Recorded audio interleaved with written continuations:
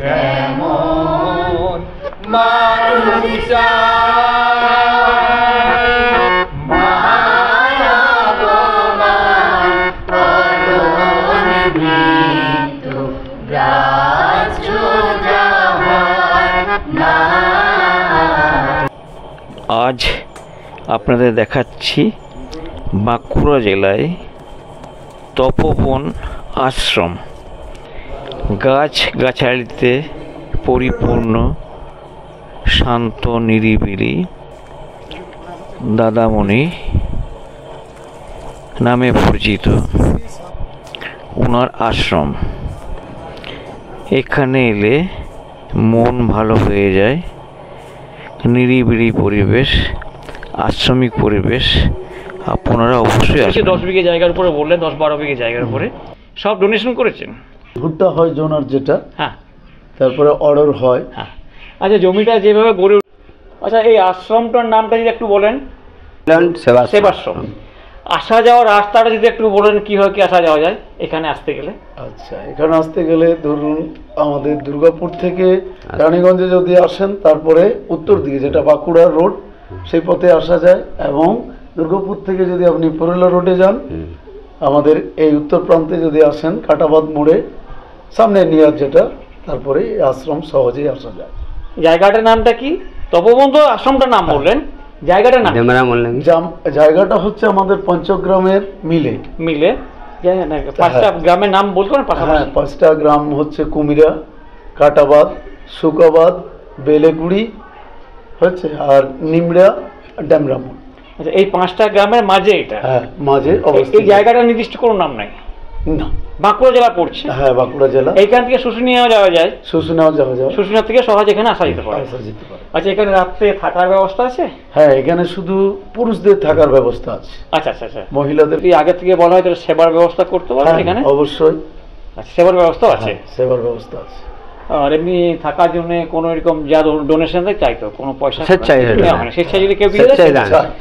আর এখানে উপাসনা দীক্ষা টিক্ষা এখান থেকে দেওয়া হয়? দেওয়ার মতন কেউ আছে? এখানে উপাসনা হয় প্রতি সপ্তাহে বৃহস্পতিবার 6টার সময়। একদিনই হয়? হ্যাঁ, বৃহস্পতিবার। আর এমনি নিত্য সেবা যেমন হয় সেরকম? হ্যাঁ। আশ্রমে কতজন লোক আছে এখন? দেখভাল করার জন্য মাত্র 4 জন রয়েছেন। আচ্ছা, বর্তমানে। হ্যাঁ। তো গাছপালা তো অনেক কিছু দেখলাম। গাছপালার মধ্যে আমটা দেখলাম বেশি আছে। আর কি কি গাছ লাগিয়েছেন? আম আছে, জাম আছে, কলা আছে, জামরুল আছে, তারপরে আপনার লিচু আছে, পেয়ারা আছে, মানে সব রকমের ফল লাগিয়েছেন? হ্যাঁ, বিভিন্ন সময়কার সবজি হয়। হ্যাঁ, কুমড়ো, তারপরে ধরুন ভেন্ডি, বিলাতি, তারপর এই সব। এবং আমাদের ব্রহ্মচারীদের কিছু। বাবার এখানে আরো আশ্রম আছে তো, বাবামণি বলে সবাই চেনে? হ্যাঁ হ্যাঁ, বাবামণি বলে। কুস্তলে এখানে বড় আশ্রম। বাঁকুড়াতে আর এখানে আছে নাকি আশ্রম? বাঁকুড়াতেও আছে, তারপরে ওই যে মেদিনীপুরে বললাম, তারপরে আপনার বাঁকুড়ার এই সামনে বেলেবাদে আছে। তো কুস্তলটা আপনাদের মেন আশ্রম? মেন। কুস্তলে একটা বড় উৎসব হয়, প্রচুর লোক হয় বলছে? 7ই পৌষ। আচ্ছা আচ্ছা। আর আপনাদের এখানে কখন হয়? এখানে আমাদের হয় 22 মাঘ। ওটা পৌষ মাস, তারপরে মাঘ মাস আপনাদের হয়। তাতে কত লোক খায় সেই সময়? সেই সময় ধরুন প্রায় 12,000-13,000 লোক, মানে যে আসে সেই সেবা করে। আর বৈশাখ মাসে কি যেন একটা কি ব্যবস্থা? এই বৈশাখ মাসে আমাদের মানে উদয়স্ত নাম হয়েছে। হ্যাঁ, 1 মাস ধরে উদয়স্ত চলে। তো ওটার মূল লক্ষ্য কি? শুধু নাম এবং সেবা। হ্যাঁ। তো সেবাটা কিভাবে কি করেন? এবারে সেবাটা আমাদের আশ্রম থেকেও কিছু হয়, এবং দান থেকে আপনিও দিতে পারেন, আরো কয়েকজন যারা আপনার ইচ্ছায় দেন। সবাই এখানে খেতে পায়। আর খাবার জন্য আগে থেকে এসে কুপন কেটে নিতে হয়। 10টা-10:30টার মধ্যে কুপন কাটতে হয়। কুপন কাটতে এরকম কোনো ফ্রি নেই? না, কোনো পয়সা। তাহলে তার মানে কুপন কাটার অর্থ হচ্ছে আপনারা জানতে পারেন যে এই লোকটা আসবে, আমার এতগুলো লোক হবে। হ্যাঁ, রাঁধুনিদের ধরুন কষ্ট হবে না। এই গ্রীষ্মে 200-300 মধ্যে লোক খাইতে পারে, সেইভাবে রান্না হবে। চাল ডাল, কেউ সবজি পাতি, টাকা পয়সা যে যেমন পাচ্ছে আর কি দিচ্ছে, যা যতটুকু সাহায্য। কোনো সাহায্য না হলে তো আশ্রম চলতে পারে না। আর আশ্রমের নিজস্ব এই আশ্রমে ছাড়া আর অন্য কোনো জায়গা আছে নাকি? না, তো জায়গা নেই। এইটুকুই এই আশ্রম কেন্দ্রিক যেটা জায়গা আছে সেটুকুই জায়গা।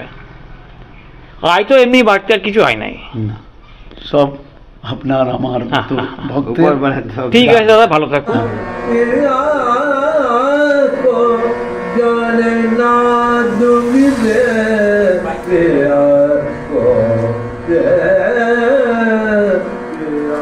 तेरी सखी दुआ को जाए पगा बने ने सा सा सने पगा सारी दागा देगा दारे निशा गामा पदा पगा सारी गामा पदा निशा निशा निदा पदा